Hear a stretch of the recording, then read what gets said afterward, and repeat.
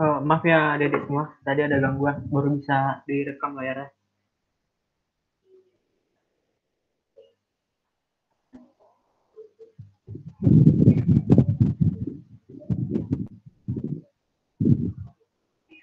Selamat malam semua ya. Malam. Malam. Udah tahu kan kita mau ngapain di sini?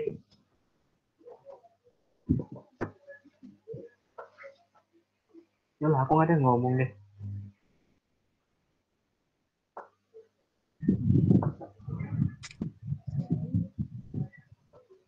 Hmm, kelihatan nggak PPT-nya tadi? Kelihatan nggak? Kelihatan nggak? Ya kan? Oke, langsung aja ya. Siap. Kita belajar pentingnya sekalian nunggu yang lain juga datang. Untuk responsi kali ini kita akan membahas 6 materi nih. Kenapa banyak? Karena biar untuk materi pelajaran kalian di kuliah nanti.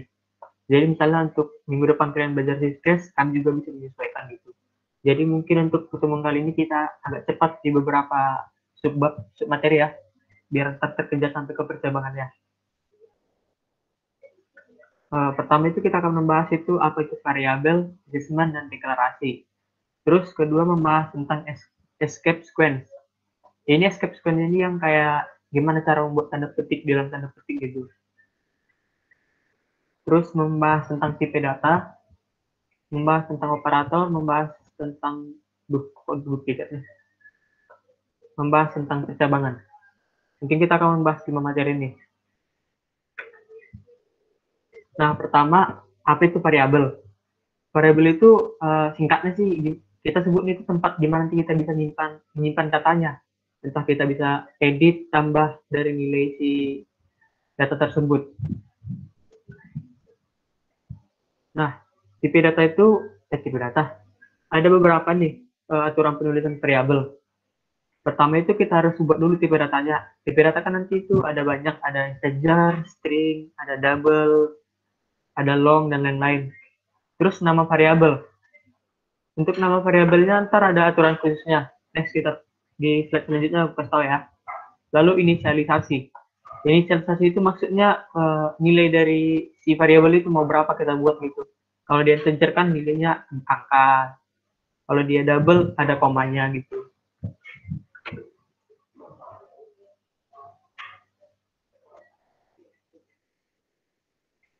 Nah, untuk penulisan variabel itu ada beberapa aturan nih yang harus dilaksanakan. Pertama itu penulisan itu gayanya lower camel case. Maksudnya di situ kita membuat nama variabel itu huruf awalnya huruf kecil, lalu selanjutnya kalau ada huruf selanjutnya itu huruf besar, huruf berikutnya gitu. Contohnya gini ya, sambil kita coding aja kali. Kelihatan nggak intelisnya? Kelihatan. By the way, kalian kuliah udah pakai Intelis apa masih Notepad? Notepad kak. Notepad kak. Waduh. Kita pakai Intelis aja lah ya, biar mempermudah. Ntar kalau di Notepad susah lagi, agak repot gitu. Nah, tadi itu kan ada aturannya lower camel case. Berarti itu misalnya nih, aku ada string. Namanya itu apa ya misalnya? Telkom University. Telkom University kan ada 2. Nah, karena dia itu Telkom University 2 kata, berarti huruf keduanya itu harus huruf besar. Nah, gimana kalau huruf ketiganya? Huruf ketiganya juga gitu sampai huruf terus-terusnya sampai huruf panjang nama variabel kalian gitu. Sebenarnya sih ya, kalau kita buat gini juga nggak salah. Bukan nggak salah sih, nggak error, tapi salah dalam penulisannya. Hanya kalian buat gini, dosen bakal menilai ini variabel salah gitu. Jadi tak disalahkan gitu. Nggak boleh huruf besar pertamanya. Nah, untuk aturan kedua itu dilarang menggunakan kata-kata yang udah ada di Java. Misalnya itu boolean, try, public, dan lain-lain. Kenapa nggak bisa digunakan? Karena bakalan error. Contohnya nih ya, string try. Nah, itu nggak bisa, dia langsung kuning. Karena si try ini udah ada fungsinya gitu di Java-nya, jadi kita nggak bisa menggunakannya sebagai nama variabel. Kalau kita paksakan, ya bakalan error dia. Nah, muncul garis-garis merah kan? Berarti dia nggak bisa dijalankan gitu. Nah, muncul errornya. Karena itu tadi, Citra ini udah ada gitu di Java, jadi kita nggak bisa menggunakannya. Sebenarnya itu ada banyak sih. Kalau aku jelasin semua mungkin kepanjangan kali ya. Ntar kalian googling aja apa aja kata-kata yang nggak bisa dipakai di variabel. Banyak kan? Sekitar berapa nih? 30 ada kali yang salah. Nah, untuk rules yang ketiga itu kita nggak boleh menggunakan angka dan spasi pada nama variabel. Contohnya gini, kita mau buat 10 mahasiswa. Nah, itu nggak bisa. Kita nggak boleh membuat angka pertama. Tapi kalau seandainya mahasiswa 10, nah dia nggak error. Kalau kita rangkum dia tetap jalan gitu. Nah, dia tetap jalan. Dia nggak ada error gitu.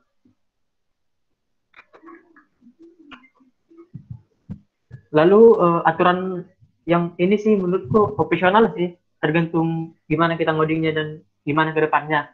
Kita itu membuat nama variabel itu yang relevan gitu. Jangan misalnya gini, ada string namanya string A. A ini siapa gitu kan, ntar sendiri kita panggil untuk proyek besar nih. Kita nggak tahu, lupa kita si A ini untuk apa gitu. Jadi gunakanlah nama-nama yang relevan gitu. Misalnya ini data name gitu. Membuat nama-nama yang relevan. Jadi biar kita nanti gampang mengingatnya, oh ini untuk variabel ini untuk ini gitu. Biar kita juga nggak pusing kalau manggil-manggil di tempat lain si variabel tersebut.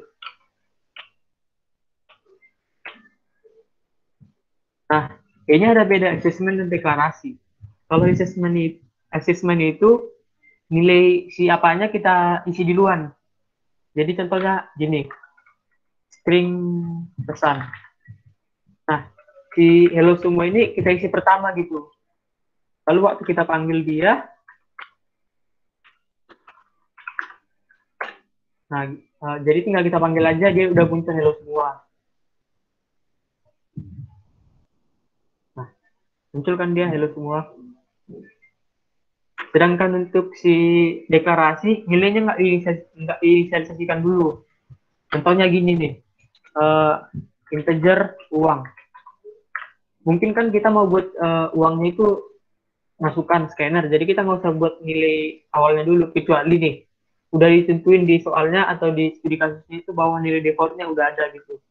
Jadi kita bisa buat nilai ini bisa kita isi.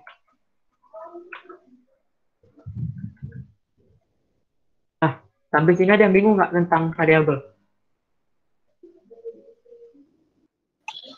Kak, izin bertanya, Kak. Saya boleh, kenapa? Itu kan waktu nulis string kan ada tulisan kayak kata-kata pesan apa itu yang itu pesan langsung di kalau misalnya ditulis underscore SMS itu bisa apa enggak Gimana? ditulisnya jadi nulisnya pesan itu kan string pesan Ya, underscore SMS bisa nggak kayak gitu? bisa. Kalau untuk penggunaan tanda underscore di setelah satu kata bisa, cuman kalau bisa sih dihindari sih. Dia nggak bakal error, cuman kalau bisa dibuat seminimal mungkin gitu. Nggak error. Oke. Ada pertanyaan lain sebelum kita lanjut? Oke, sama-sama deh.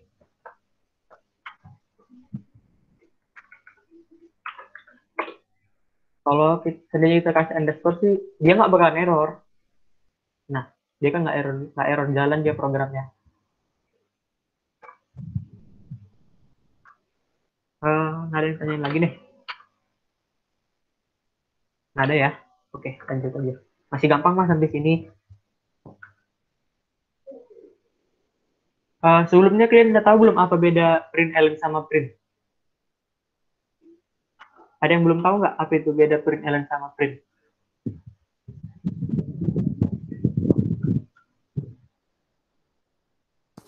Belum sih Kak. Belum apa bedanya? Belum Kak. Nah, sekarang aja sekalian kasih tahu biar nambah-nambah wawasan kalian gitu. Siap Kak. Sebenarnya print ini banyak sih, bukan cuma print ln, bukan cuma print aja, ada print f. Cuman yang biasa digunakan itu print sama print ln gitu. Bedanya apa Kak? Bedanya itu ini. Nah, biar gampang ya.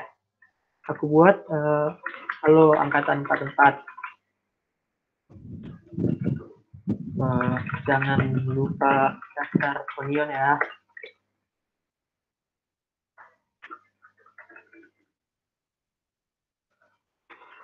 Terima kasih. Nah, ketika kurang, ntar kelihatan pasti bedanya. Tanpa kasih tahu, kelihatan pasti tahu bedanya. Nah ini, halo angkatan 44. Coba, kenapa sih ini nggak ada enter di sini? Kan ini aku buat kode itu kan dibaca dari atas ke bawah. Ini kan ada baris baru, kenapa coba nggak di bawahnya dia malah ke sampingnya?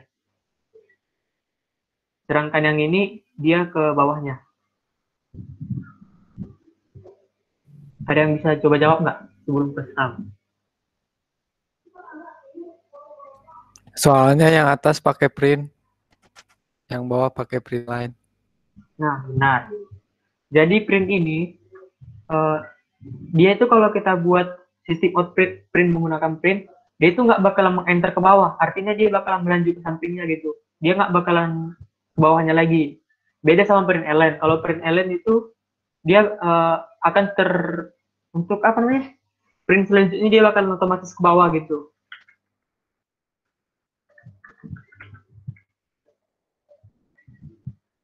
Bisa lah ya. Apa beda print sama print ln?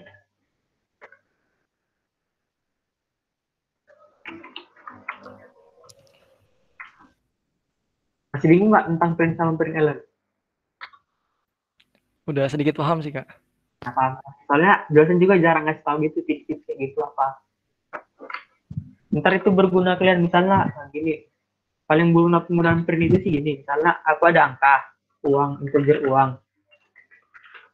5.000. Alah, itu.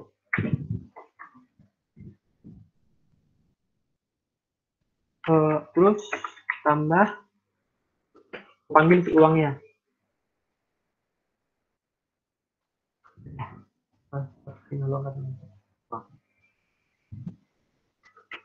Aku mau buat misalnya nih, kalau aku buat ini tambah rupiahnya.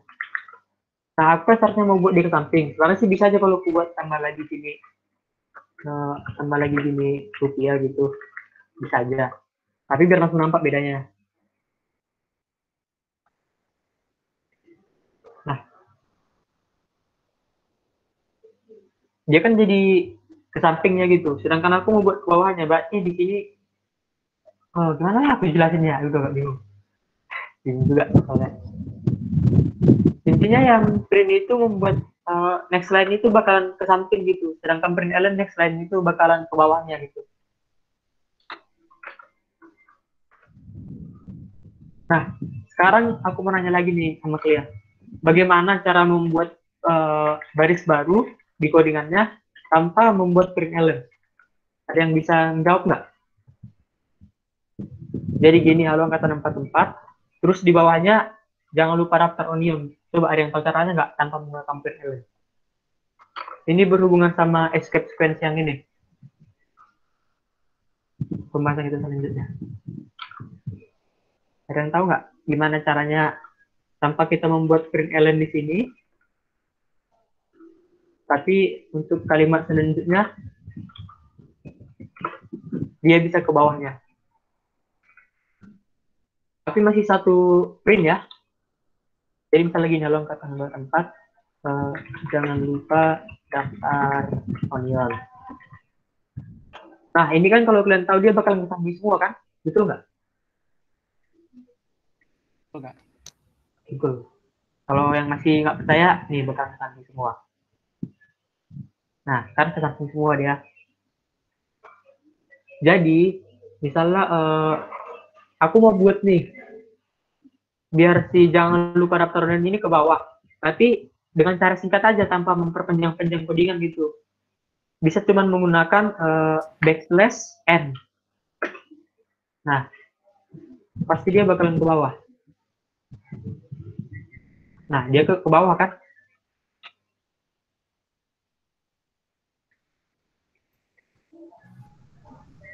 Ke bawah nggak? Ke bawah nggak? Ke bawah, Kak. Ke bawah, ke bawah. Nah, beda coba bandingkan sama codingan yang ini.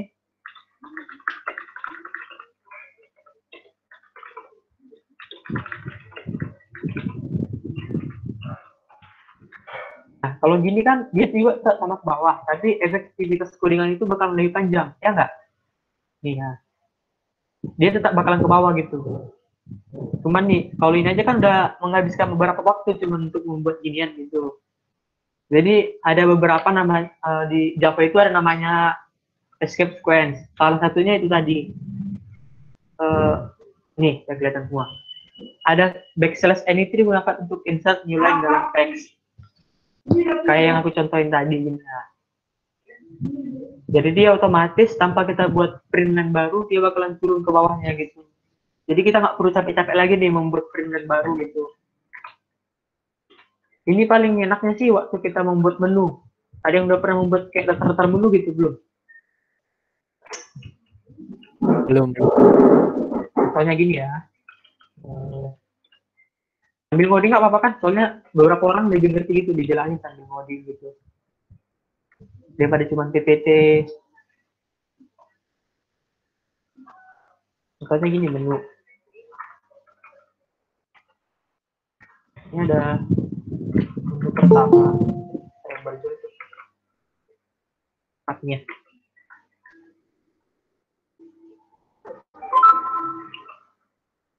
Daftar isi.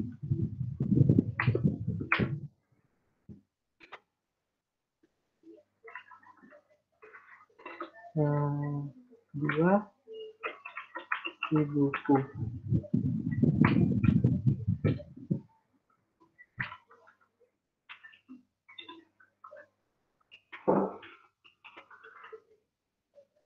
Contohnya penggunaan ini biasanya penggunaan menu. Jadi kita membuat menu itu lebih simpel gitu. Nah, daftar isi buku, edit buku. Jadi cuman dalam satu print line kita membuat bisa 3 menu gini. Kalau kalian misalnya kan kalian print satu-satu kan, misalnya print dulu daftar isinya, baru print isi bukunya, ya nggak sih?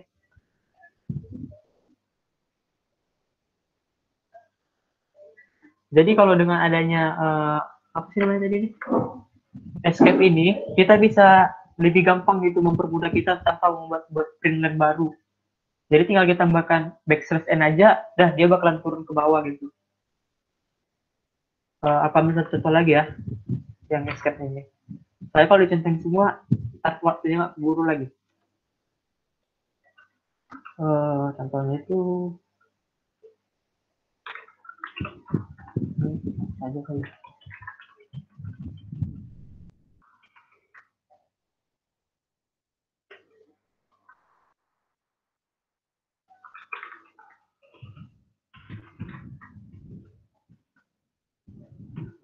Aku mau tanya nih, kalau seandainya aku buat tanda petik di sini, error apa enggak?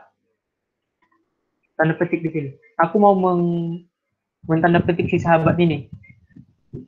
Kalian punya cara gimana nih? Biar bisa gitu, menampilkan sahabatnya di tanda petik gitu. Ada yang bisa tahu nggak?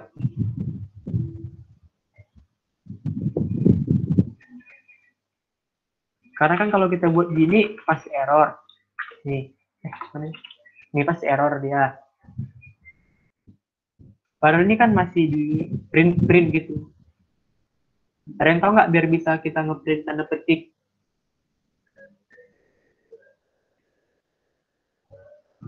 Nggak ada nih yang tahu nih. Nggak tahu. Kalau nggak ada yang tahu, ya udah deh.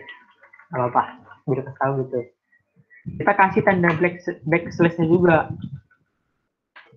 Nah, jadi backslash tanda petik 2, backslash tanda petik 2. Waktu kita jalankan dia Nah, dia nggak error dan muncul tanda petiknya gitu. Sebenarnya ini sih ada banyak sih, yang ada yang untuk insert tab, ntar kalian cari di Google gitu, atau ntar aku share PPT aja. Jadi kalian bisa sambil-sambil dipahami mana yang perlu ntar. Biasanya yang perlu sih ini, terus yang N tadi,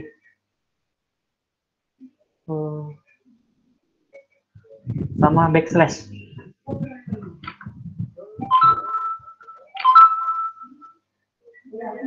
Karena kan kalau kita mau buat backslash itu nggak bisa nih kalau nggak ada apanya juga gitu.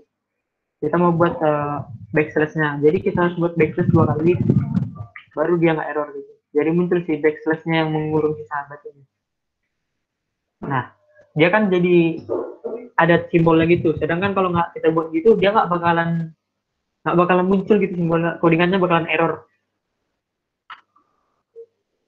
Ini lebih mengarah ke trik-trik apa sih untuk Java.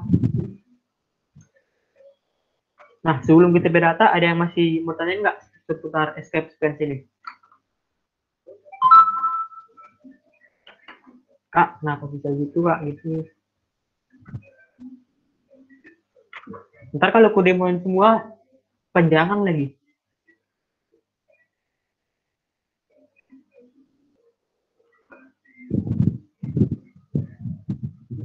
Ngerti nggak sampai sini ada deh?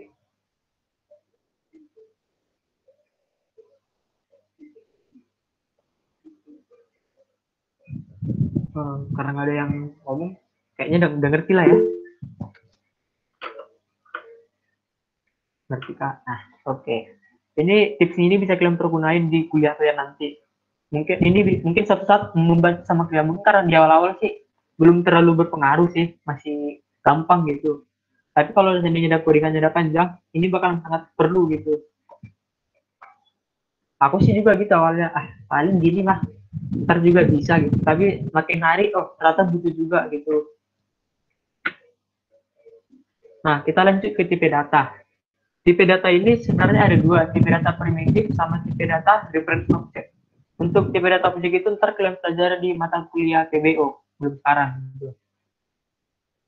Untuk tipe data primitif itu dibagi 3 besarnya, ada numerik, karakter, boolean. Kita ke numerik dulu ya. Numerik itu juga dibagi 2 lagi nih, ada integer sama floating point. Integer ini apa Kak? Integer ini yaitu tipe data yang dia bilangannya bulat, jadi dia nggak ada koma-koma gitu. Kalau yang floating point itu dia menggunakan koma, misalnya 5,7, 6, sekian. Nah, di integer sendiri kita ada 4 tipe datanya. Ntar aku habis di slide selanjutnya aku jelasin. Lalu untuk floating point ada 2, tapi yang umum digunakan itu biasanya integer dan double. Nah, untuk tipe data numerik integer, tipe data ini memiliki beragam ukuran ya. Kenapa dia ada byte, kenapa ada short, kenapa integer, kenapa ada long. Emang apa Kak bedanya gitu, apa beda integer sama beda long? Bedanya itu berada di jumlahnya. Misalnya kan ini integer. Kalau integer itu memiliki batas sampai 21474 sekian gitu. Sedangkan long itu tentu lebih besar lagi karena ukurannya aja ada 64 bit gitu. Ntar aku contohin sambilan ngoding. Integer 214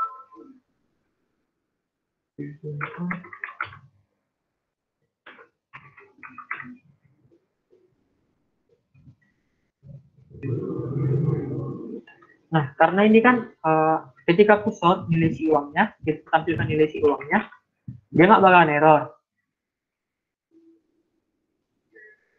Nah, coba aku mau tanya kalian nih, kalau seandainya uangnya plus 1 gimana? Ini kan udah batas maksimal yang ini tadi, si integer.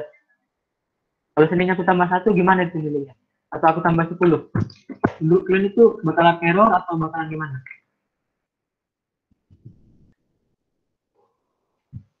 Ada yang coba menjawab nggak?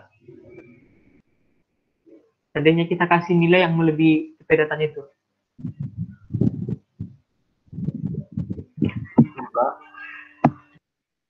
Gimana?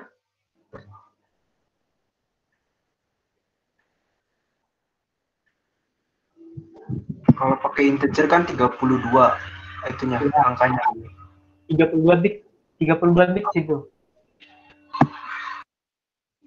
Bukan jumlah kali 32 bit ukurannya. Kalau range-nya itu dari minus sampai positif sekian sekian sekian sekian.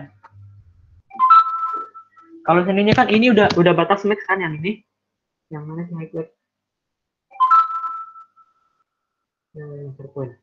Nah, ini kan udah batas maksimalnya si integer. Kalau seandainya aku tambah 10 misal dari angka ini, apa yang terjadi menurut kalian?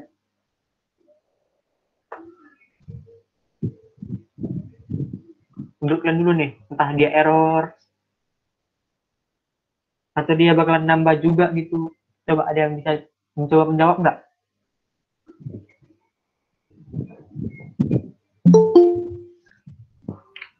Jadi minus nggak? Nah, iya jadi minus, betul. Kenapa coba? Iya, nilainya jadi minus. Kenapa?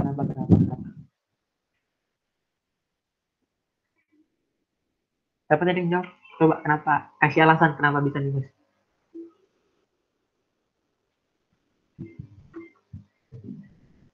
Siapa yang tadi jawab ya?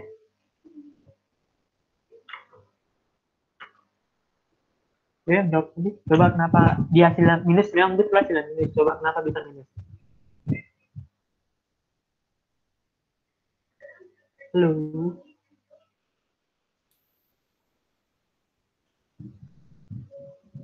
Nggak ada yang tahu nih kenapa bisa minus? Nih, aku kasih contohnya. Kenapa bisa minus? Jadi kan si integer tadi itu memiliki nilai minus berapa tadi? 214 sekian sekian sekian sekian sampai ke 2147 positif.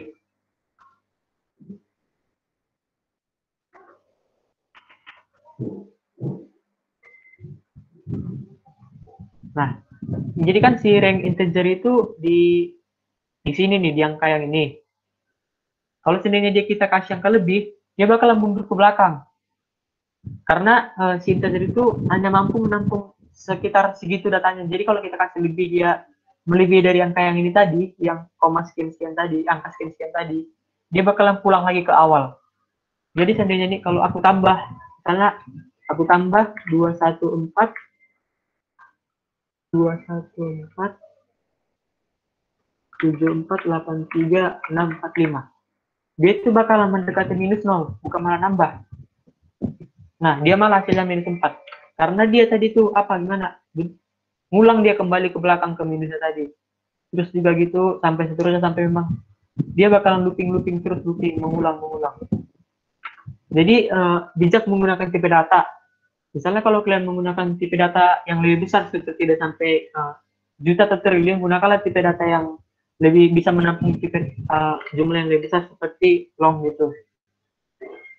Jadi urutan itu ada byte itu hanya bisa menampung 127. Jadi kalau dia lebih dari 127, dia bakalan mengulang. Untuk short sendiri, dia bisa menampung sampai angka 32.367. Kalau integer, terbilang lagi. Pokoknya panjang deh. Dia semakin besar bitnya, semakin panjang range yang bisa dicapainya gitu. Untuk yang terbesar sendiri, long sih. Ini berapa nih? 1, 2, 3. Kayaknya udah sampai triliun juga lebih kali ini. Gitu. Jadi bijaklah menggunakan tipe data untuk yang apa ini ya, numerik integer. Jangan salah menggunakan tipe data. Karena banyak tuh tengok tuh dia bingung tentang menggunakan integer atau long. Tengok aja gimana pertumbuhan kalau dia masih range di angka segini, gunakan aja integer. Tapi kalau dia udah sampai jutaan, gunakan long gitu. Lanjut ya. Sebelumnya ada bingung nggak untuk tipe data numerik ini? Sebelum lanjut ke tipe data floating.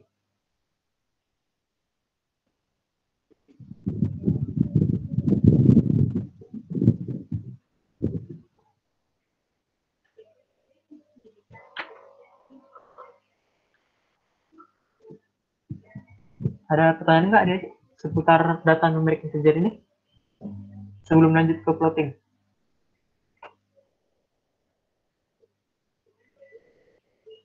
Nggak ada gitu.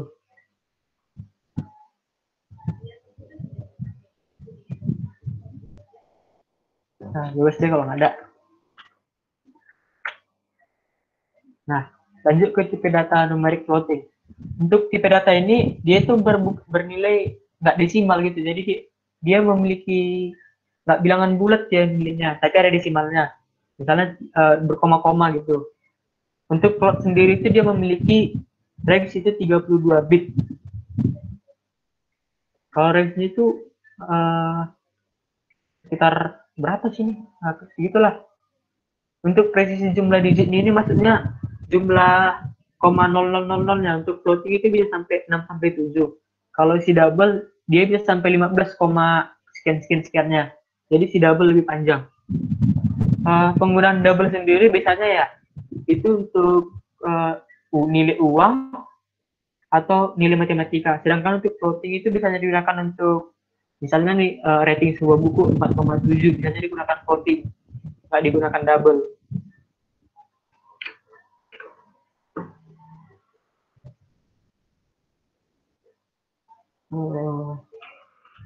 Double uang dirham dengan 120.000.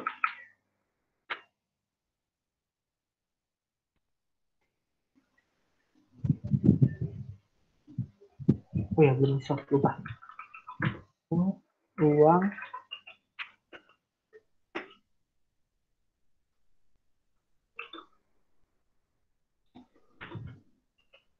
ini.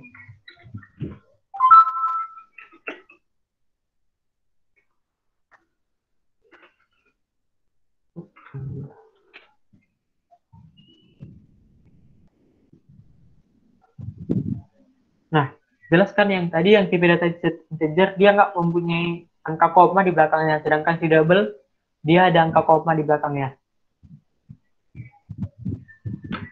Itu untuk tipe data numerik atau untuk tipe data numerik floating. Nah, lanjut itu ada tipe data karakter. Untuk tipe data karakter ini biasanya itu terdiri satu huruf ya.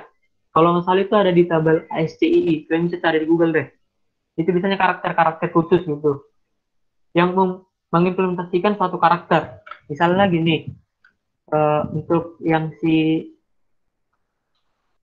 tipe data char ini, ada char menu, itu satu atau A gitu.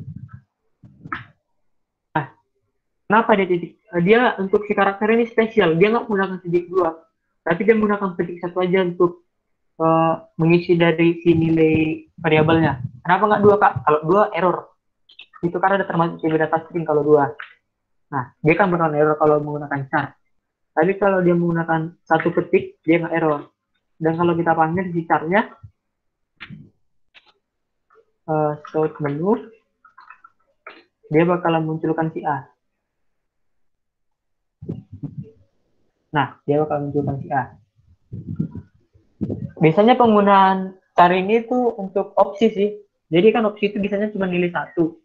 A, B, C, D, E, sampai Z.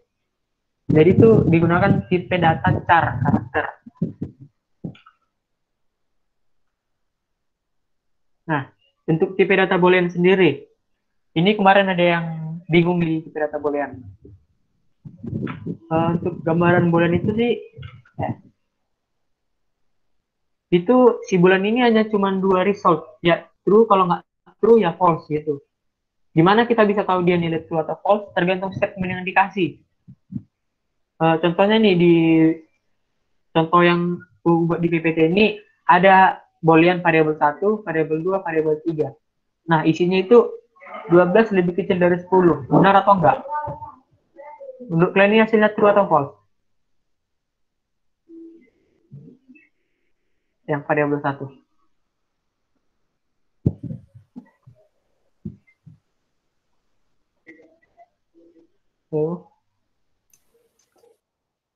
False, Kak. False, kenapa false?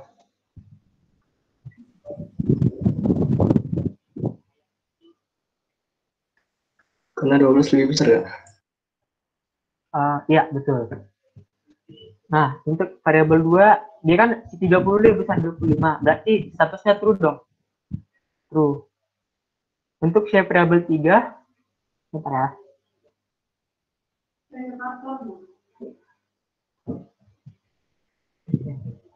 Ini kan tadi false. Karena 12 itu seharusnya kan tandanya gini lebih besar kan, baru biar dia lebih benar. Berarti ini kan statementnya salah, maka si bola ini akan munculkan status false gitu.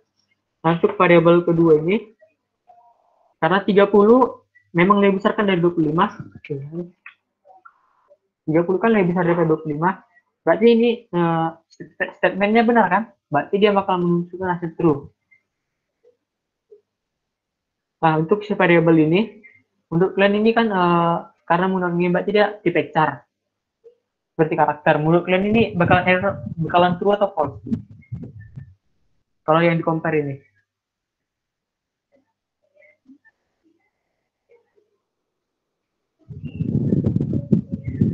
Ada yang bisa coba jawab nggak? Ini hasilnya true atau false? False. Iya betul false. Karena si ini kan A besar, sedangkan ini A kecil. Karena di Java itu sifatnya sensitif case. Jadi dia itu memperhatikan huruf A besar atau A kecil gitu. Kecuali kita tambahkan ignore case-nya, dia bakal menganggap ini sama tanpa membandingkannya gitu. Dia bakal tak masuk true.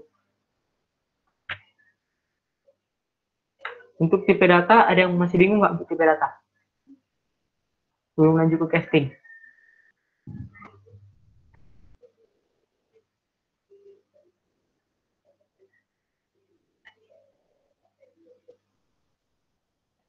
Udah ngerti gitu tipe data? Dari sekian banyak tipe data nih. Oh iya, ada yang kurang nih kayaknya. String ada ya? Nah, untuk string itu sendiri, tipe data yang bentuk simpanannya itu gimana ya? Berupa kalimat. Jadi itu dia kalimat gitu. String.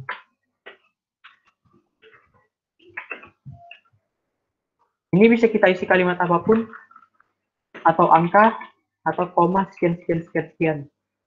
Dia tetap si Java bakal tetap menganggap ini suatu kalimat. Dia nggak bakal menganggap ini suatu angka gitu. Dia bakal menganggap ini suatu, bukan ada operasi di sini. Dia cuma menganggap ini, oh ini kalimat gitu. Nggak ada operasi apa-apa di sini gitu. Itu untuk tipe data string.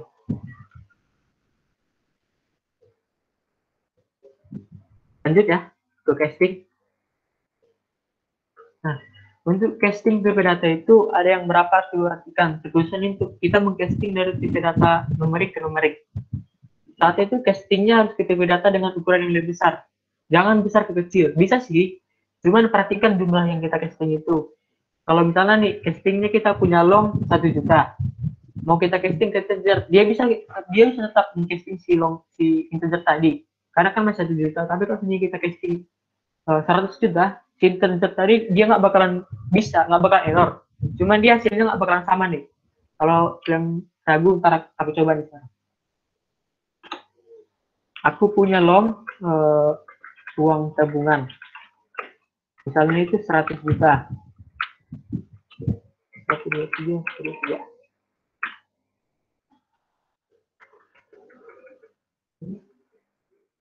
Nah, betul. Terus aku mau casting ke integer. Aku mau mengubah tipe datanya ke integer. Jadi uang saku.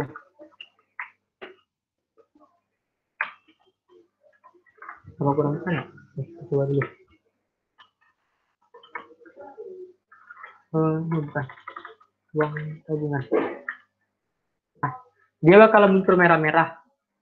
Karena si yang uang tabungan ini kan dia tipe datanya long. Sedangkan si uang saku dia tipe datanya integer. Jadi perlu kita casting dengan menambahkan dalam kurung tipe data yang ingin kita casting. Tipe data yang mau jadi kita casting.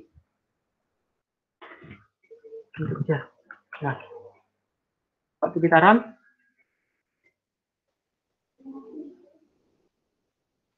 satu lagi.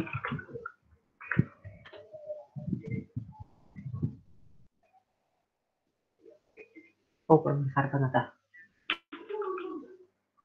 Kita anggap dia punya uang 100 M aja deh.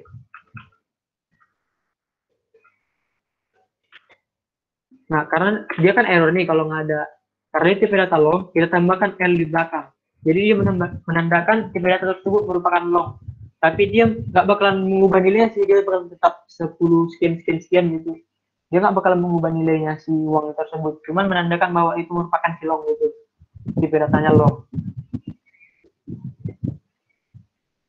Nah, ini waktu kita casting dia ketejar. Ada yang tahu nggak kenapa dia jumlahnya beda sama nilai uang tabungan yang silong tadi? Waktu kita casting ke integer, jumlahnya beda. Nah, mungkin kan uangnya dikorupsi gitu. Ada yang bisa jelasin nggak kenapa?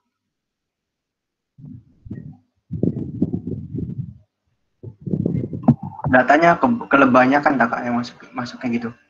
Nah, betul. Tadi kan seperti yang kita pelajari tadi, ya, silong itu kan bisa menampung berapa nih? Banyak kali kan? Sedangkan si integer dia hanya bisa menampung sekitar 1, 2, 3. Jadi dia bisa menampung sekitar 2 miliar. Iya, dia bisa menampung sekitar 2 miliar. Sedangkan si long nggak bisa menampung hampir berapa triliun, lebih kayaknya, bilion ada. Nah, jadi waktu kita masukin ke integer, dia bakalan masuk ke datanya. Tapi dia bakalan mengulang sampai nilainya bisa mencukupi. Bisa menghabiskan dari nilai yang kita input ini. Jadi dia nilai yang silong ini tampil di uang saku integer ini. Dia bakalan diubah, di looping sampai nilai si long ini habis gitu. Kita ke casting ke integer. Jadi seperti yang gue bilang tadi, untuk mengcasting itu perhatikan tipe datanya. Usahain kalau mengcasting itu dari ukuran kecil ke besar, jangan yang besar ke kecil. Jadi dampaknya kayak tadi gitu, bisa memang. Cuman perhatikan juga jumlah nominal angkanya. Jangan kebanyakan, jangan kebanyakan aja sih. Kalau kita mau casting ke tipe data yang lebih kecil. Nah,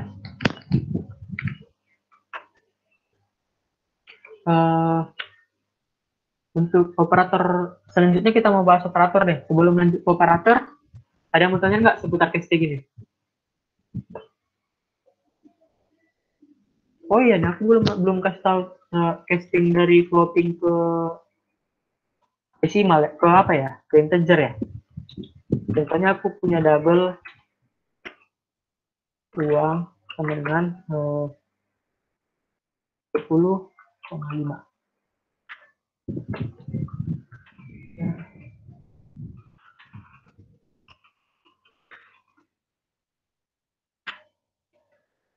Nah, karena dia merah-merah, berarti kita harus casting nih. Kalau di notepad aku nggak tahu ya, bisa atau nggak gini. Jadi waktu kita, ini kan ada merah-merah di intellisnya.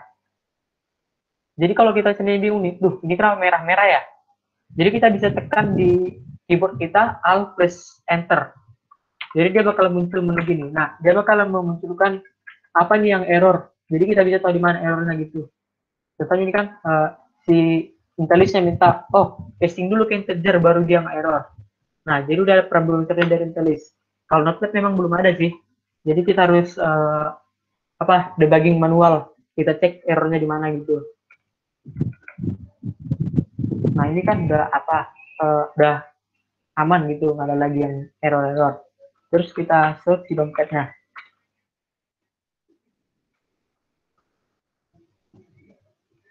Ini kan 10, sedangkan tadi si nilai uangnya 10,5. Kenapa? Coba dia bisa nilai 10. Kenapa dia nggak menentukan 10,5?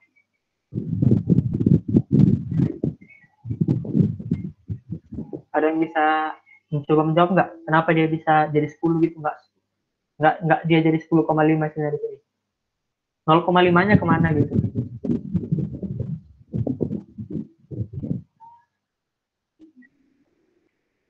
Yuk.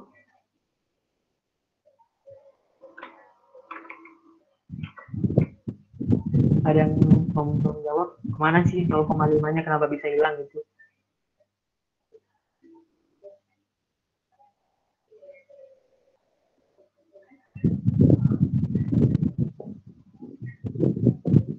Ada yang mau coba jawab nih?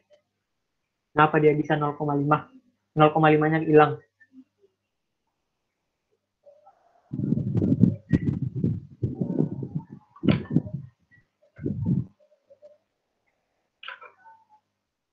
Gara-gara double tak kak? Tuh, jadi kayak dibulatin gitu.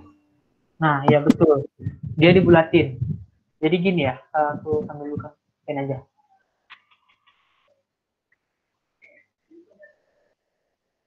Jadi desimal itu kan ada 0 sampai 9 kan?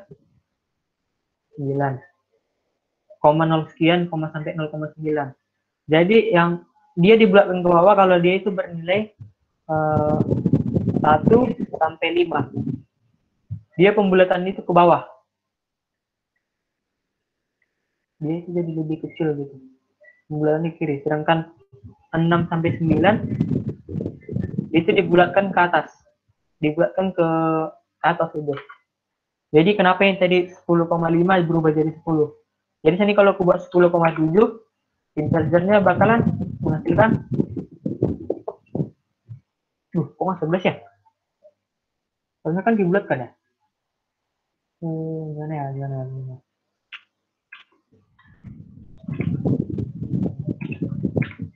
Harus sih dia dibulatkan ke atas sih. Kurang tahu juga nih gimana nih.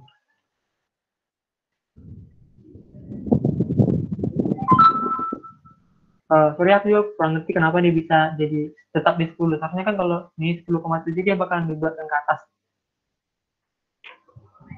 Mungkin kalian ada yang tahu itu yang bisa jawab.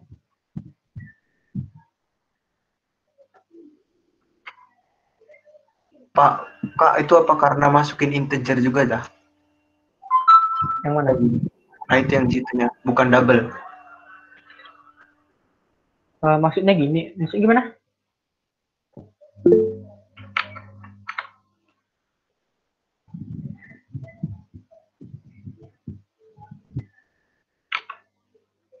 Enggak, aku bingung. Aku juga bingungnya nih, kenapa nih ya? Seharusnya kan ini kan 10,7 itu nggak dibulatkan ke bawah ya? Berarti ada pembulatan dong di sini. Berarti 1 sampai 9 itu dibulatkan ke bawah semua. Berapa sih? Oh, kayaknya aku salah deh. Berarti setiap koma itu dihilangkan jadinya kalau kita casting saja. Berarti mau 10,1 sampai 10,9 itu dibulatkan ke angkanya gitu. Jadi nggak ada penambahan atau pengurangan. Jadi hilang komanya gitu. Ternyata gitu ternyata. Maaf ya, aku juga agak lupa masalah gituan. Ada yang bingung nggak di casting gini?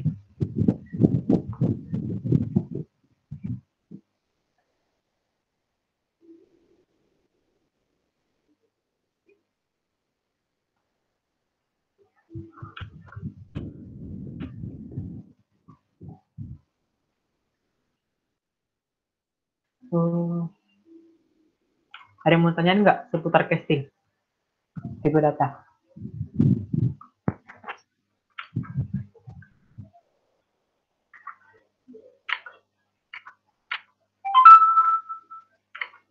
Kita nggak ada lagi ya. Lanjut aja deh.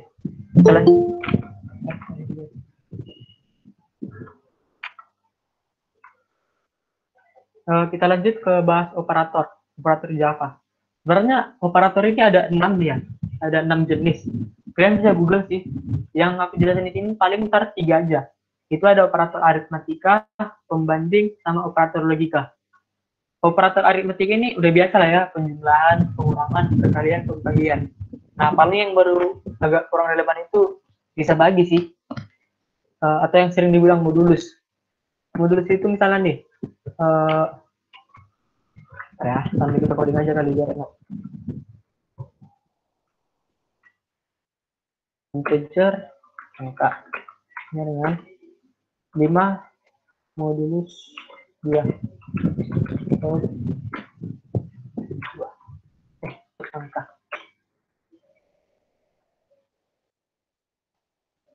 Nah, si 5 modulus 2 ini kan sisa gimana ya, Mas? sisa 5 jika dibagi sama 2 gitu. Berapa sisanya gitu kalau kita bagikan 2. Nah, itu kan 5 bagi 2 kan itu kan dekat 4. Sisa 1. Berarti dijatuhkan di sini bakal sisa 1 gitu. Kalau kita buat 6 modulus 2, itu sisanya 0. Alias nggak bersisa gitu. Itu sih untuk tipe data sisa bagi. Untuk operator sisa bagi. Cuma masih hal-hal yang sebenarnya penjumlahan, pengurangan, perkalian, pembagian. Masih belum sulit lah ya. Nah, lanjut ke operator pembanding. Operator pembanding itu kayak operator mana bilang? Lebih besar ada lebih kecil. Ada sama dengan, tidak sama dengan, dan lebih sama dengan. Untuk simbol lebih besar itu ada simbol row kayak row gitu ke kanan, menghadap kanan. Sedangkan lebih kecil menghadap kiri. Untuk sama dengan itu dia menggunakan 2 sama dengan.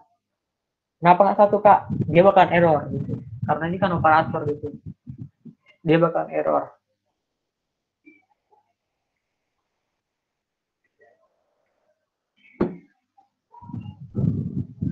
Lalu ada namanya tidak sama dengan. Jadi untuk menandakan tidak ini, dia kan itu kayak di apa tadi menggunakan tanda seru. Jadi itu tanda seru tidak sama dengan gitu. Misalnya tidak sama dengan uang. Jadi sini uangnya sini gitu. Lalu ada lebih besar sama dengan, dan ada lebih kecil sama dengan. Untuk penerapannya ntar aja kali kita coba kalian gabung sama penerapan if star. Gimana penerapannya? Lalu ada operator logika. Operator logika ini sebenarnya ada 3, and, or, dan kebalikan. Kalian udah belajar belum operator logika di apa? Logika matematika Lokmat. Di matematika informatika 1. Udah belajar belum operator logika? Sudah, Kak. Udah kan? Soalnya udah lebih paham lah ya tentang operator logika ini.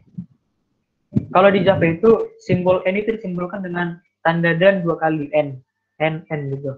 Sedangkan or itu disimbolkan dengan tanda apa sih namanya? Kalau di matematika namanya notasi ilmiah gitu. Tanda garis tegak ini. Untuk negasiasi atau kebalikannya tanda seru. Nah, untuk tabelnya sendiri kalian apa aja lah, kalian paham-pahami aja. Di Lokmat juga dikasih tahu gimana. Kalau sini statement CN-nya, statement pertamanya true, statement keduanya true, maka hasilnya juga true gitu. Nah, kita masuk ke percabangan if else nih. Percabangan if else itu sebenarnya istilah nih, dan untuk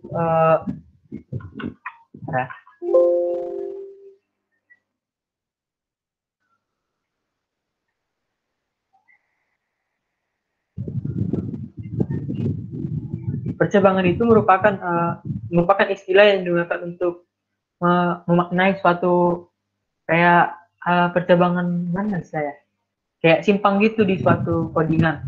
Kan biasanya itu codingan itu berjalan gini,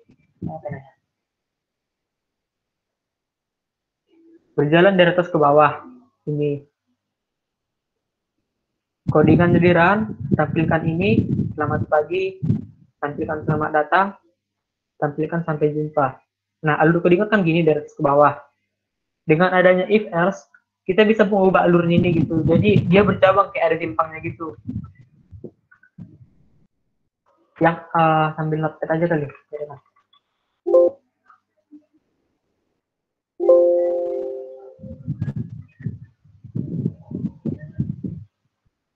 Jadi dengan if else ini kita ada punya dua statement. Misalnya di sini kan start. Lalu kita mulai. Ini ada namanya cabang, atau kalau dibilang di Flowchart itu kayak percabangan gitu.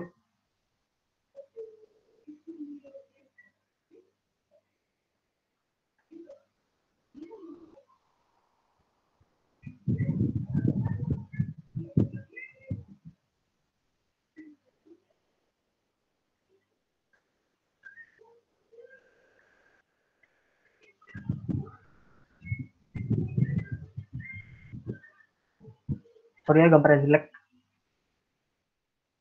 Ini kan mulai. Misalnya nih, kamu baru bangun tidur, kita sini kamu baru bangun tidur. Kamu mau ngapain dulu nih? Kalau seandainya kalau kamu mau ini mau tidur lagi,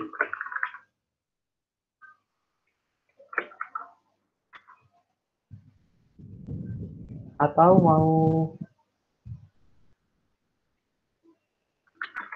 lanjut mandi gitu, kebalik sih, atau gini.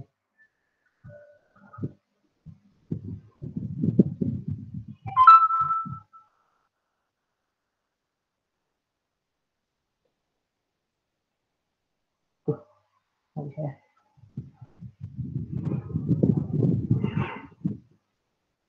Mana sih cowok?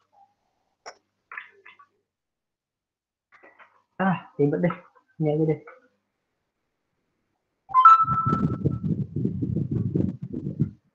Pakai yang ini aja kali, ribet tadi soalnya. Jadi kan tadi ini yang startnya gitu, kamu bangun tidur. Kamu ada, terus kamu mau berpikir nih, aku mau ngapain selanjutnya?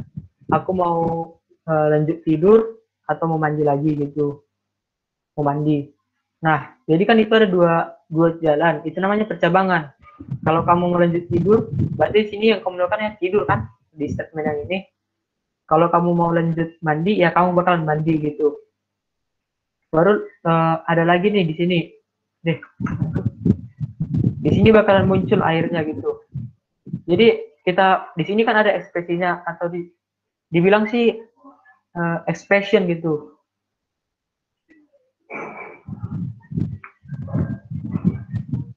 Ketika si expressionnya kita cek apakah dia memenuhi yang ini atau ini gitu. Kalau dia memenuhi, dia lanjut ke sini. Kalau dia nggak memenuhi, lanjut ke sini gitu. Enaknya sih sambil di coding aja ya. Gini.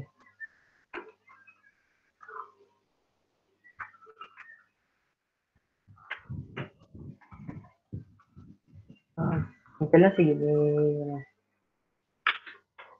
Untuk yang ini tuh, ini kan cuma ada satu statementnya.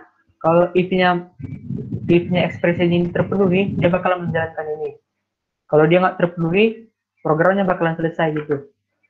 Jadi kalau dianalogikan di codingan itu gini, ini expression tadi, terus di sini isinya si statementnya atau apa yang bakalan dilakukan. Gitu. Jadi ketika si if apa ini ekspresinya, kalau dia memenuhi si ekspresi ini yang dilakukan ini, dia bakal lanjut ke statement. Kalau enggak, dia bakalan lanjut ke bawahnya gitu. Contohnya gini, if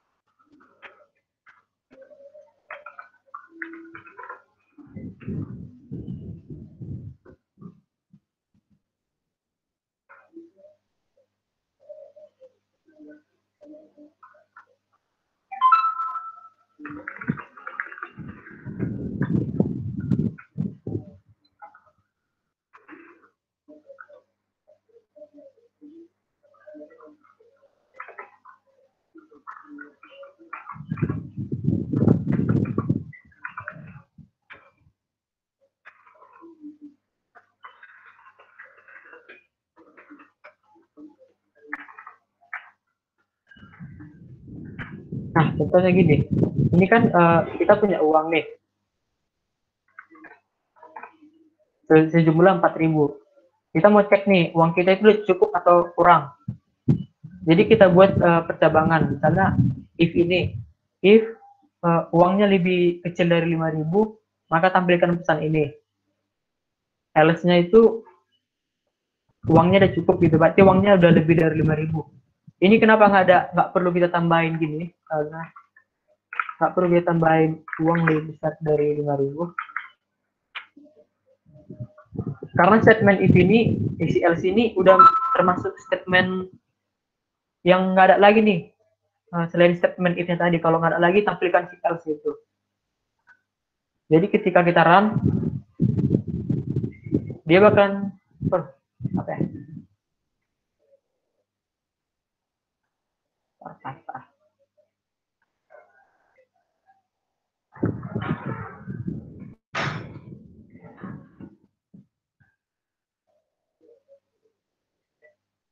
Nah, karena nggak ada statementnya udah memenuhi si if ini, dia nggak menjalankan ini lagi gitu. Jadi dia otomatis memunculkan sistem print line ini uangnya kurang nih gitu kan sebenarnya. Tetapi seandainya kita buat nih ini tetap 5.000, ini kita ubah jadi 10.000.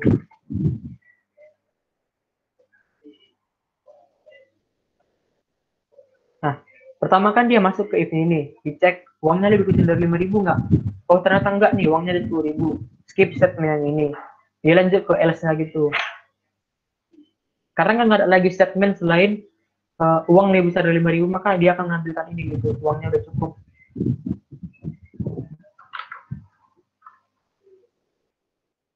Lalu ada itu namanya if else if. Else if itu kayak gini.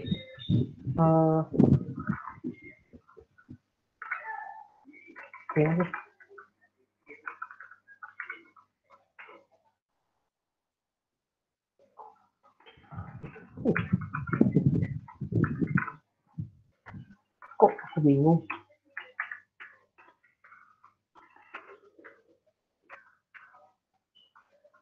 Bentar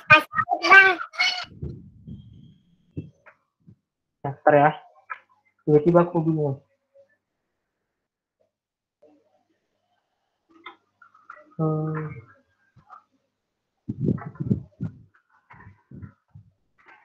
Bentar ya.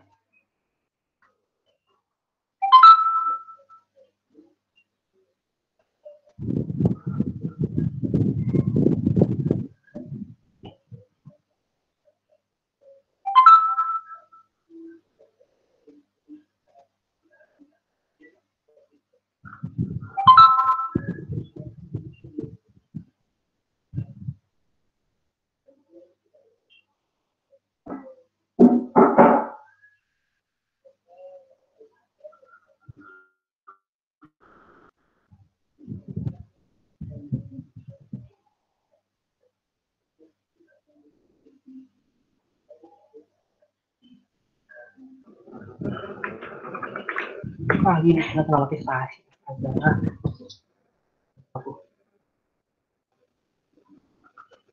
Statement else if ini kita gunakan apabila statement itu si if itu lebih dari satu. Misalnya nih, ini kan uang lebih kecil dengan 00 dan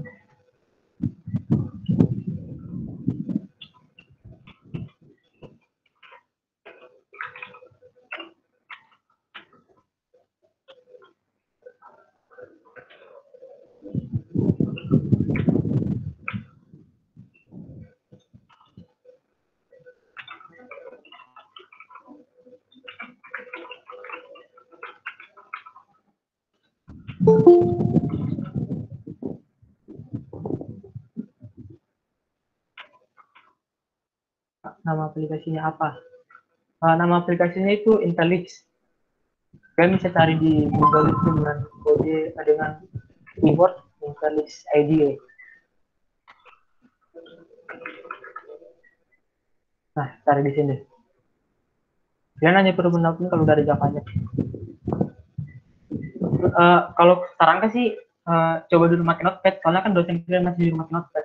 Ntar ada saatnya kalian pakai Intelix, mungkin di setelah season 1 mungkin.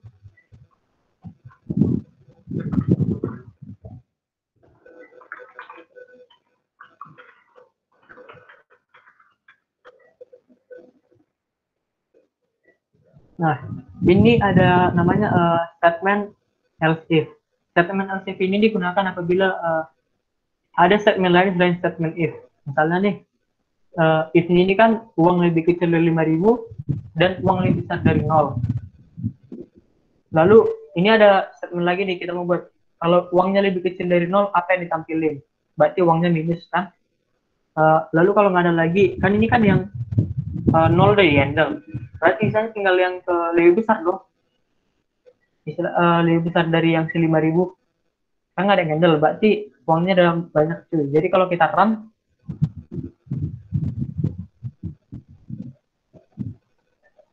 nah uangnya ada banyak karena statement si 10.000 ini kan jalan dari atas. Kita tahu kan codingan jalan dari atas. Dicek nih, uangnya lebih kecil dari 5.000 nggak?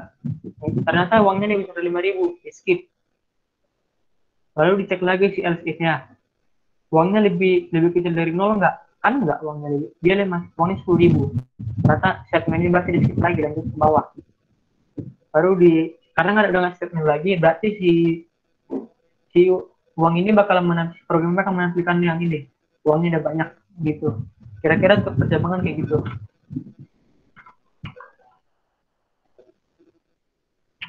Sebelum masuk ke IPS bersara, ada yang mau tanyakan nggak?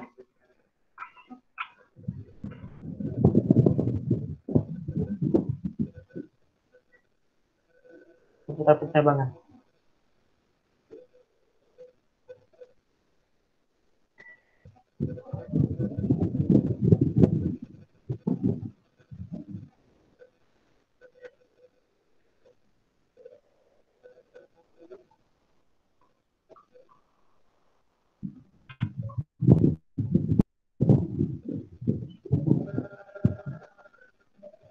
Oke, jangan lagi ya. Lalu lanjut ke IPS bersara. Ini kita biar enak ngerjain kita sambil ngerjain studi kasus ya. Jadi kan studi kasus itu ada suatu perusahaan nih orang belanja. Terus tempat dia belanja itu menanya nih, ada punya kartu member nggak?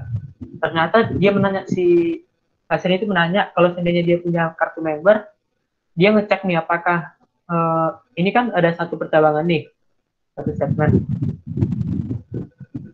Lalu di dalam statement ini ada percabangan lagi. Apakah belanjanya lebih dari 5.000?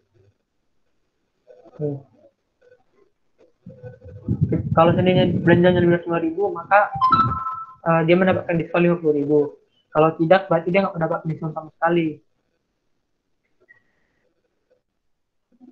Kalau seandainya belanjanya lebih besar dari 100.000, apa yang didapatkan gitu? Dia mendapatkan diskon 15.000, dan kalau tidak dia nggak mendapatkan diskon itu. Lalu ini kan selesai untuk statement yang bersarang yang ini. Dan turun ke bawahnya, kalau seandainya dia nggak punya kartu member gimana? Kalau seandainya belanjanya lebih dari 1.000, dia mendapatkan diskon 10.000. Kalau dia nggak punya kartu member yang ini, kalau dia masuk, kalau dia nggak belanja lebih dari 1.000 atau lebih kecil dari 100.000, dia nggak bakal mendapatkan diskon, jadi tetap mendapatkannya. Kira-kira alur protap itu kayak gini nih.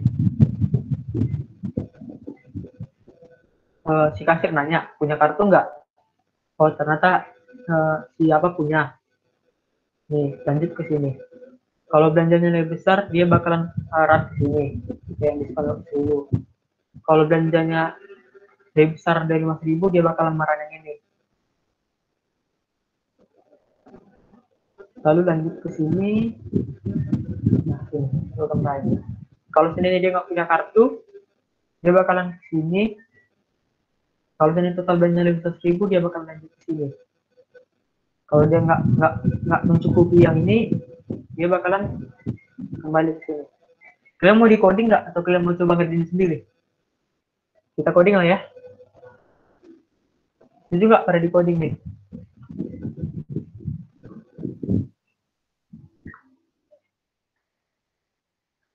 Halo.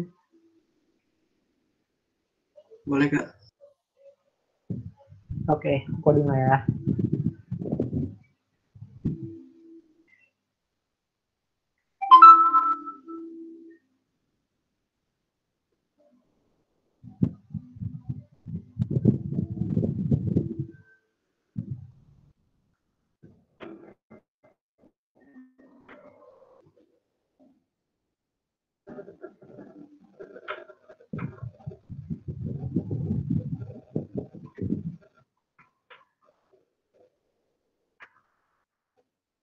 Pertama itu kita buat dulu apa aja yang dibutuhkan. Pertama kan itu karena dia belanja, berarti yang perlu dimasukkan inputan dari user itu jumlah total belanjanya. Nanti kita buat dulu, kita gunain integer aja lah ya biar mudah. Integer belanja, total belanja.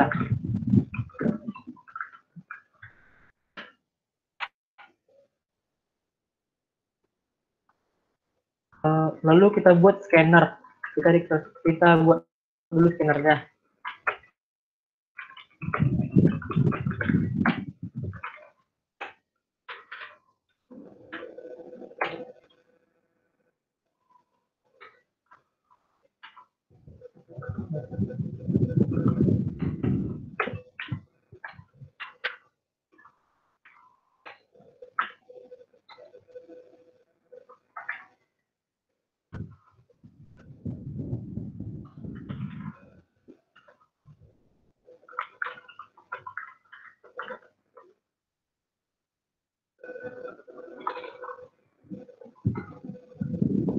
Nah, ini kan pertama waktu kita run, dia bakal meminta data dari si user, berapa total belanjaannya.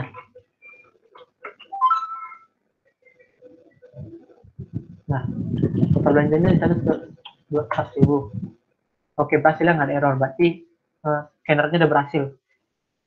Udah pada tahu kan buat scanner gimana?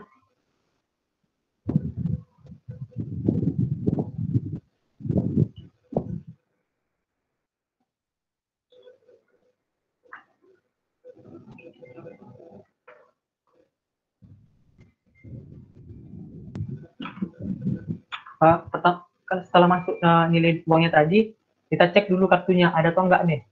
Berarti statement pertama. Kita butuh, kita enaknya pakai mana ya? Pakai integer kartu aja lah ya. Pakai 1 untuk true dan 0 untuk false.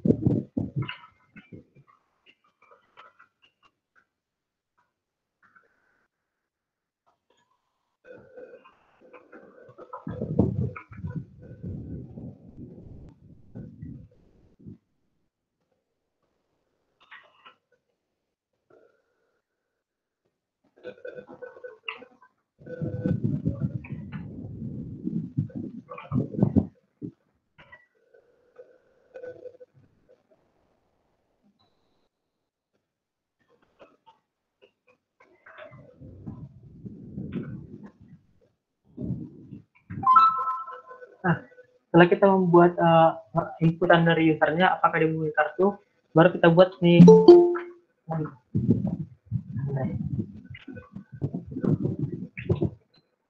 Kita buat percabangannya. Percabangan yang pertama yaitu untuk si kartu ini, mengecek dia punya kartu atau enggak. If si user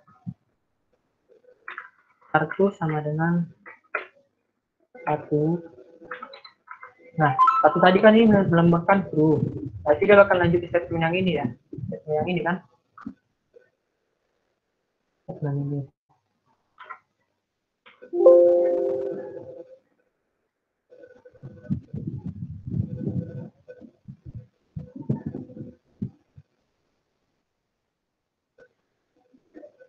Ini kan statement ini kalau dia memiliki kartu. Lalu kalau dia nggak punya kartu, apa yang dilakuin? Ini dicek dulu.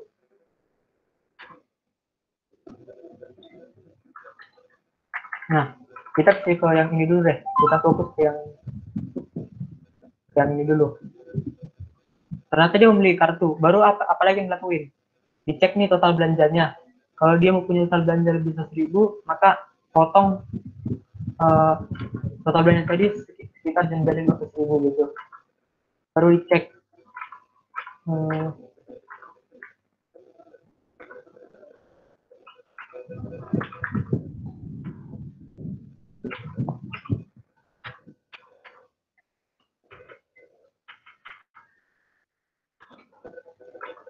Maka sedangkan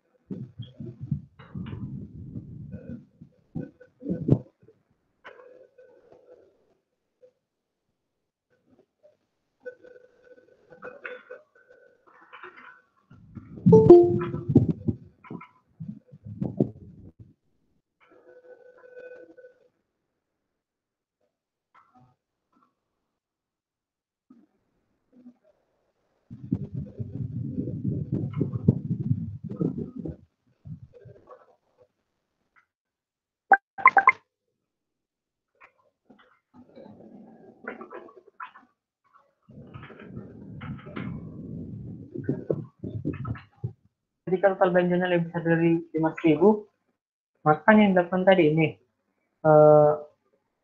potong total belanjanya sebesar 50.000. Berarti panggil si diskon sama dengan total belanja dikurang 50.000.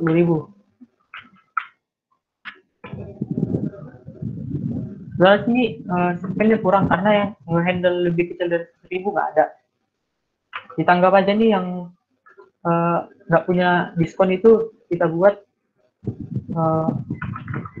dia itu tetap nilainya sama. Jadi tetap aja panggil si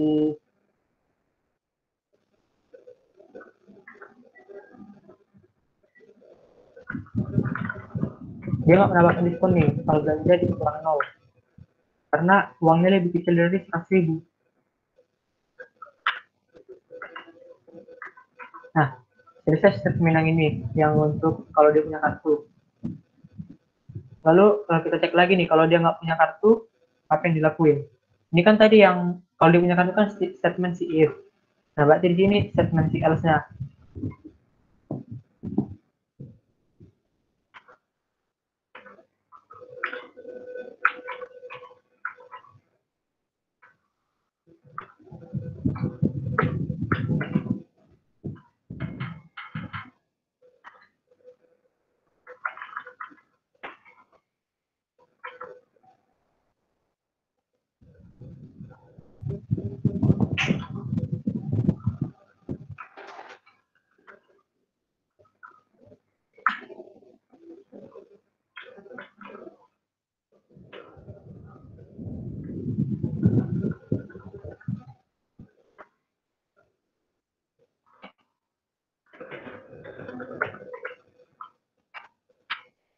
Nah, kalau dia nggak punya total belanja dari berarti kan ini dia statement lebih kecilnya. Berarti dia nggak mempunyai diskon gitu. So,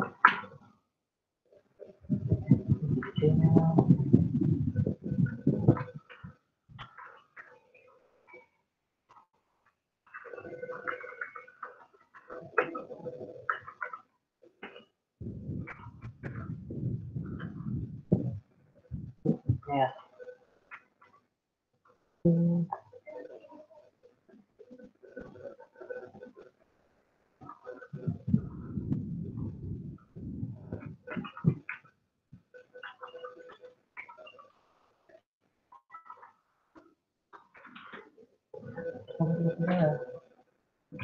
Oh, karena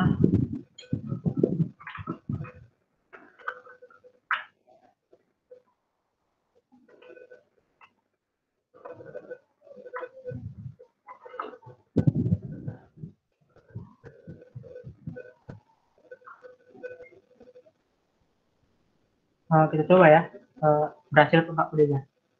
Misalnya si Jira itu belanja sekitar 200.000 deh.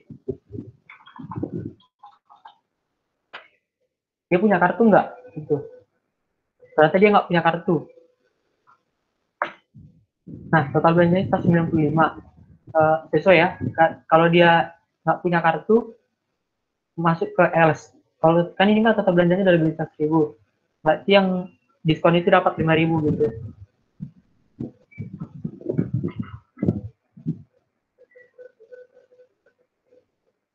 Lalu kita run ulang nih. Kita anggap dia punya kartu dan total belanjanya 1 juta.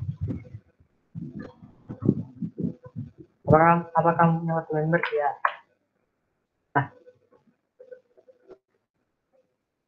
Oh, kenapa 195? Kalau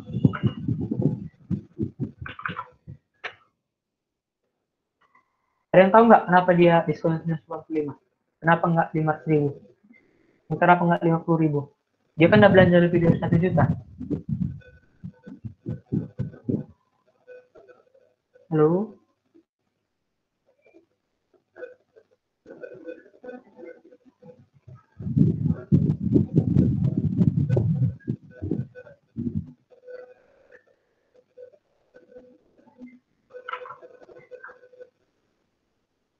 Nggak ada yang jawab, aku jawab aja lah ya.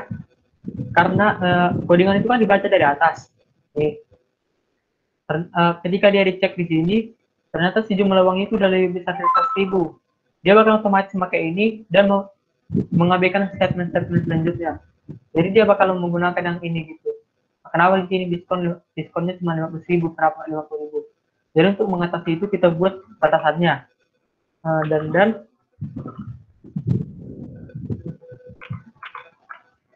total belanja lebih kecil dari 500.000. Nah,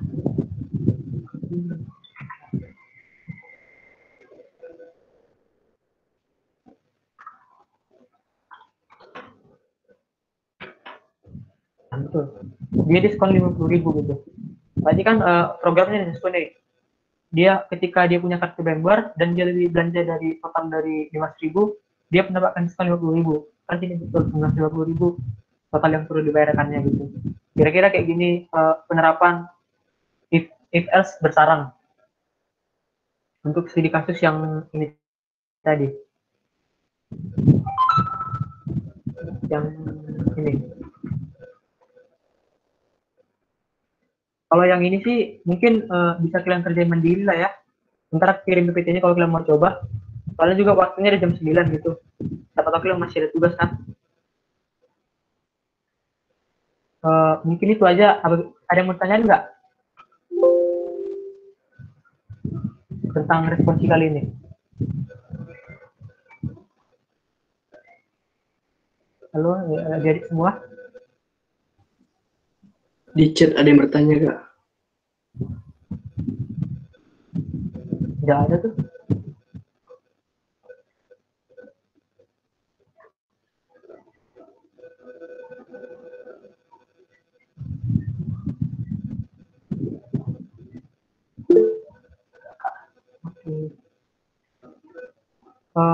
Sebelum aku tutup nih, aku ada info sama kalian. Kebetulan di room chat kita, di Zoom meeting kita ini ada anak lab. Mungkin yang anak lab boleh menginfo. Ntar aku kirim ke KM-nya masing-masing PPT ya.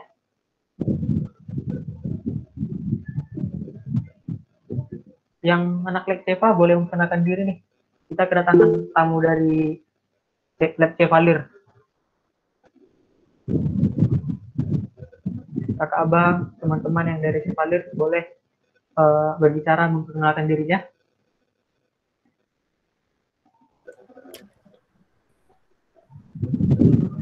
Oke. Ngomong aja langsung nih. Iya ya. Ya, oke. Assalamualaikum warahmatullahi wabarakatuh. Perkenalkan, nama saya Prasidya atau biasa dipanggil Andre. Saya dari Chevalier Lab di sini juga ya bareng rekan saya Alif.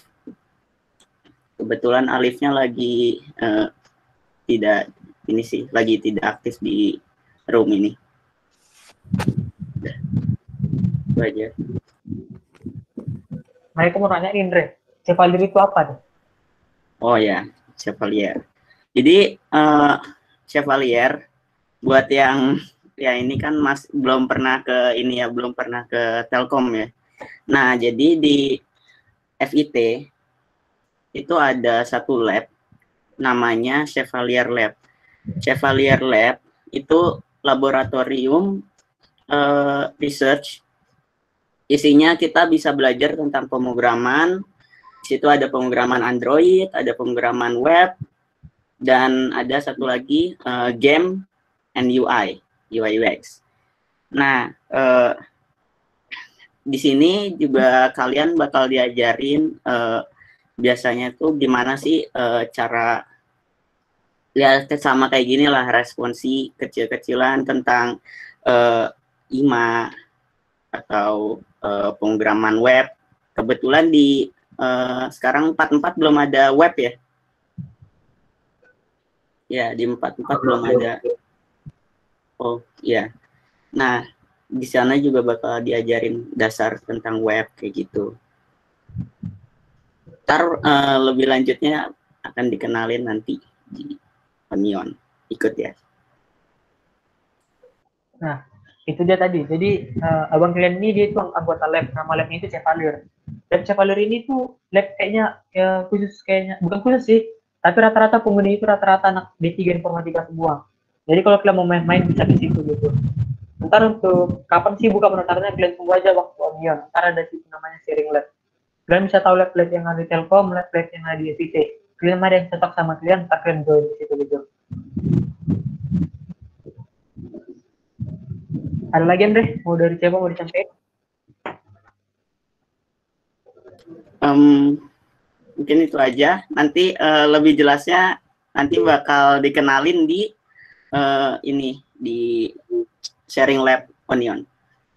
Oke, ada yang nanya itu KM. Bukan. Chevalier Lab itu lab research. Jadi kalau kalian suka nge-research gitu kan, suka ngeriset, kayak kalian kan kalau di kuliah diajarin ya kayak ginilah IMA gitu kan, IMA juga standar. Tapi kalian pengen pelajarin yang lebih tinggi gitu. Kalian mau pelajarin kesukaan kalian, game atau UI UX ya kan, desain, atau kalian juga mau pelajarin web, kalau mau bikin web sendiri atau Android apps. Nah, itu Chevalier itu kayak gitu. Jadi lab untuk riset lah gitu. Gitu. Ada yang mau tanya lain nggak seputar Chevalier?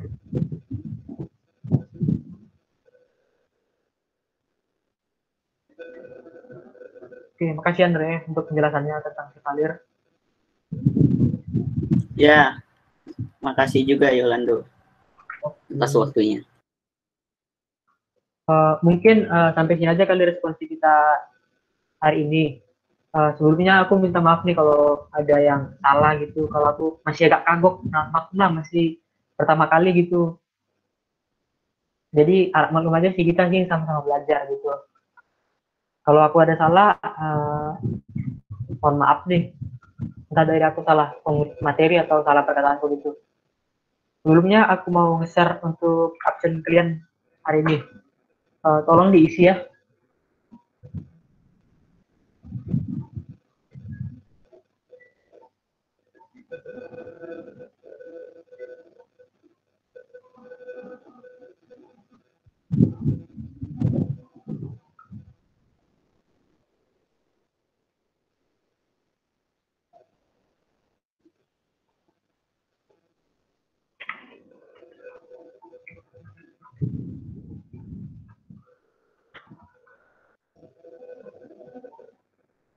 Halo semua, diisi ya absennya.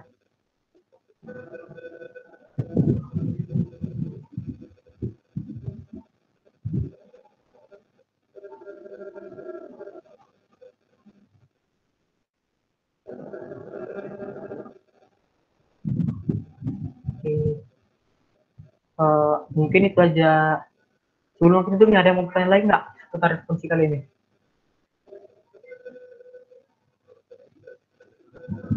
Soalnya nih, aku mau ada info. Kemungkinan nih, responsi selanjutnya itu bisa jadi yang ngajarin materi itu anak lab gitu. Mereka udah lebih pro lah, lebih paham lah masalah ginian. Nah, tapi masih belum tahu juga sih gimana kepastian entah anak labnya mau untuk ngajarin tempat-tempatnya responsi gitu. Tapi sih ntar lagi ada kerjasama gitu antara himpunan sama lab. Info aja. Mungkin itu aja kali untuk